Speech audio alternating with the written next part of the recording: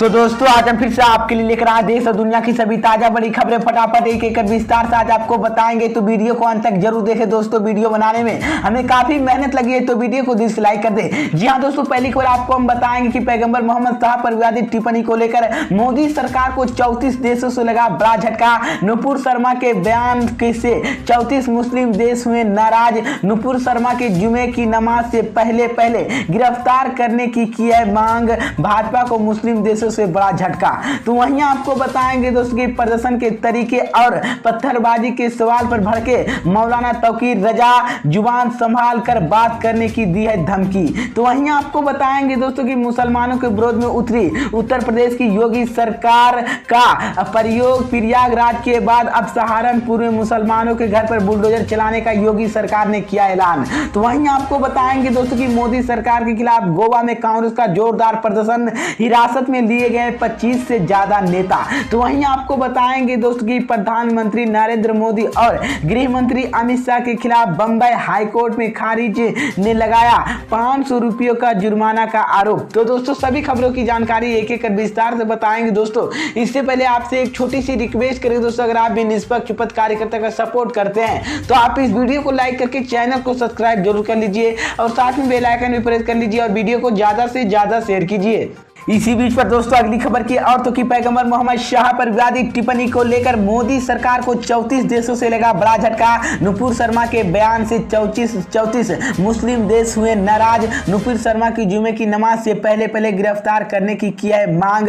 भाजपा को मुस्लिम देशों से बड़ा झटका। जी हाँ दोस्तों, आपको बता दें ये बड़ी खबर सामने निकल कर आई दोस्तों की बीजेपी के पूर्व प्रवक्ता नुपुर शर्मा द्वारा पैगंबर मोहम्मद को लेकर दी गई विवादित टिप्पणी की दुनिया भर में आलोचना हो रही है। इसी बीच सोशल मीडिया पर नुपुर शर्मा के समर्थन को लेकर कई ट्वीट वायरल हो रहे हैं। इन पर वायरल ट्वीट में दावा किया जा रहा है कि मुस्लिम देशों के साथ तनाव के बीच फ्रांस, इजराइल, नीदरलैंड और रूसी सहित 34 देशों नुपुर शर्मा के पक्ष लेते हुए भारत के समर्थन में उतर गया है। इसी को लेकर मैं आपको बता दें कि ट्विटर के संबंध जैसी नाम की एजेंसियों की ट्विटर के खिलाफ नागालैंड और इजराइल समेत 34 देशों नुपुर शर्मा के भारत के समर्थन किया। इसी के साथ ही उसने एक स्क्रीनशॉट शेयर किया है। इसी को लेकर मैं आपको बता दें उन्होंने कहा है कि इसके अलावा अगर भारत के 34 देशों ने समर्थन दिया होता तो खबर भारत के अखबारों में प्रमुखता छिप जाती, लेकिन हमें किसी भी समाचार पत्र एजेंसी को कोई खबर नहीं मिला है। इसी को लेकर मैं आपको बता दें कि अब 34 देशों से मुस्लिम को लेकर मोदी सरकार को ये बड़ा झटका लगा है, जिसके बाद मोदी की मुश्किलें बढ़ गई है।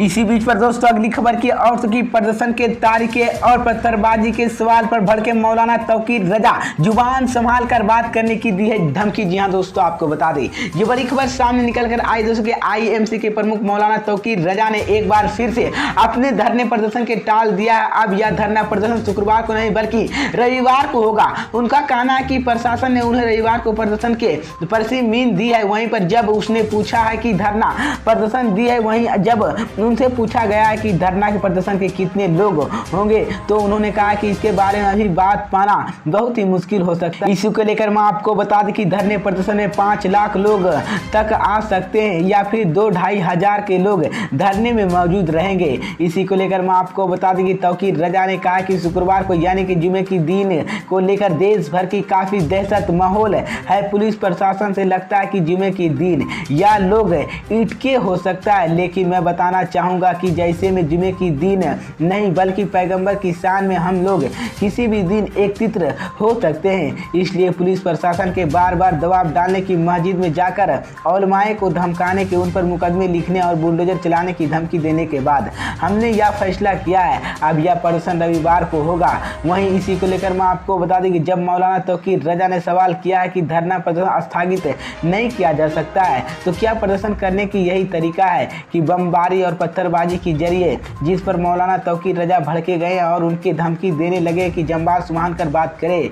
उन्होंने कहा कि देश भर में जो दंगे फसाद हुए हैं उनके लिए मुसलमान जिम्मेदार नहीं है बल्कि पुलिस जिम्मेदार है। इसी बीच जो पत्थरबाजी और बमबारी हुई है वो मुसलमानों नहीं बल्कि पुलिस ने की है। उनका कहना है कि उन्होंने आज़ादी चाहिए तो देश में जो नफरत माहौल है उस नफरत से माहौल से आज़ादी चाहिए, उसी की लड़ाई के लिए धरना प्रदर्शन कर रहे हैं। इसी को लेकर मैं आपको बता दें मौलाना तौकीर रजा का कहना चाहता है कि प्रधानमंत्री नरेंद्र मोदी अपना चुप्पी और पर नुपुर शर्मा के दिए गए बयान पर अपना बयान जारी करे। उन्होंने कहा कि जब देश भर में प्रदर्शन हो रहे थे तो क्या नुपुर शर्मा की गिरफ्तारी नहीं होनी चाहिए। फिलहाल मौलाना तौकीर रजा ने चाहती है कि आज़ादी, इसलिए धरना प्रदर्शन रविवार को करेंगे। हालांकि मौलाना तौकीर रजा ने धरने प्रदर्शन से पुलिस प्रशासन की चिंता बढ़ा दी है। इसी बीच तो ये बड़ी अपडेट आई दोस्तों। इसी बीच पर दोस्तों अगली खबर की औरतों की मुसलमानों के विरोध में उतरी योगी सरकार। प्रयागराज के बाद अब सहारनपुर में मुसलमानों के घर पर बुलडोजर चलाने का योगी सरकार ने किया ऐलान। जी हां दोस्तों, आपको बता दें ये बड़ी खबर सामने निकलकर आई दोस्तों की 10 जून को पूरे देश भर में समेत उत्तर प्रदेश की जमकर हिंसा और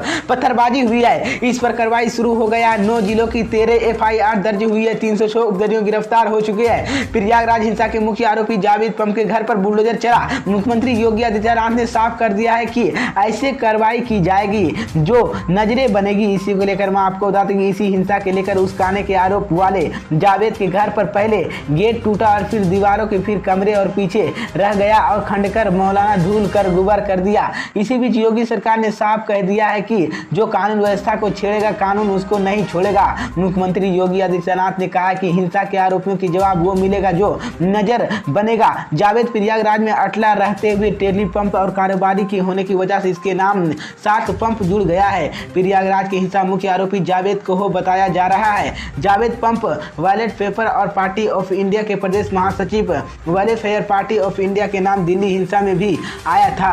इसी को लेकर मैं आपको बता दें जुमे के बाद हिंसा के दौरान पत्थरबाजी पुलिस जावेद पंप के मोबाइल के कई सबूत मिले हैं। भड़काऊ बयान की गई रिफलिंग मिली और इनका कनेक्शन 10 जून को प्रयागराज में हुई हिंसा के आरोप जावेद पंप को जबरदस्त मोबाइल के प्रोसेसिंग जांच दी जा रही है। इसी को लेकर मैं आपको बता दें जावेद पंप पर आरोपी 10 जून को हिंसा में उसके अलावा सूत्रधार और 10 जून को साजिश के मास्टरमाइंड उसका घर के आज खंडेगर वो भी नक्शे हिसाब के ठीक नहीं है।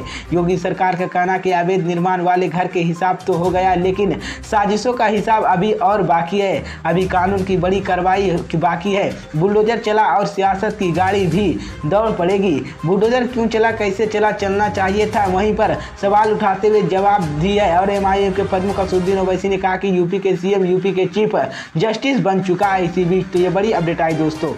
इसी बीच पर दोस्तों अगली खबर की औरतों की मोदी सरकार के खिलाफ गोवा में कांग्रेस का जोरदार प्रदर्शन। हिरासत में लिए गए 25 से ज्यादा नेता। जी हां दोस्तों, आपको बता दें ये बड़ी खबर सामने निकलकर आई दोस्तों की गोवा की राजधानी पणजी एवं GPCB अध्यक्ष अमित शाह पटकर समेत कम से कम 25 कांग्रेस नेताओं ने गुरुवार को राज्यपाल से मिलने के लिए राजभवन की और जाते समय हिरासत में ले लिया है। युवा कांग्रेस के अध्यक्ष वरदा मर्देकल INAC की बताया जा रहा है उन्होंने राज्यपाल की मिलने की रोक दिया गया।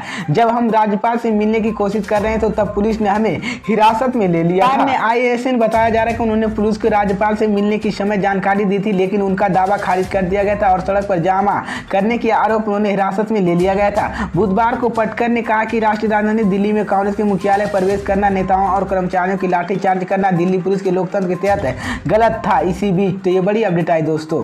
इसी बीच पर दोस्तों अगली खबर की औरतों की प्रधानमंत्री नरेंद्र मोदी और गृह मंत्री अमित शाह के खिलाफ याचिका खारिज। बंबई हाईकोर्ट ने लगाया 500 रुपयों का जुर्माना का आरोप। जी हां दोस्तों, आपको बता दें ये बड़ी खबर सामने निकलकर आई दोस्तों की बंबई हाईकोर्ट की नुपुर नागपुर बेंच के लिए ने प्रधानमंत्री नरेंद्र मोदी और केंद्रीय गृह मंत्री अमित शाह के जान प्रतिनिधि अधिनियम 1951 के तहत आयोग करार देने की मांग करने वाली पुनर्विचार याचिका खारिज कर दिया है। याचिकाकर्ताओं के आदित्य राम खेबड़ा ने की इसी सिलसिले में पहले एक ट्वीट कर याचिका दायर की थी जिसे हाईकोर्ट ने पिछले साल 6 अगस्त के खारिज कर दिया गया था। याचिका जरिए के अनुरोध किया गया था कि नरेंद्र मोदी और अमित शाह के जनप्रतिनिधि अधिनियम धारा 123 के तहत भ्रष्टाचार आचरण को लेकर दोषी ठहराया जाए और 2019 के लोकसभा चुनाव के दौरान आदेश अतिरिक्त सहित कथित उल्लंघन करने को लेकर अयोग्य करार दिया जाए। याचिकाकर्ताओं के बाद पूर्वचर याचिका दायर की लेकिन इसी भी 10 जून को हाईकोर्ट ने खारिज कर दिया था और उन पर 500 रुपयों का जुर्माना का आरोप लगाया है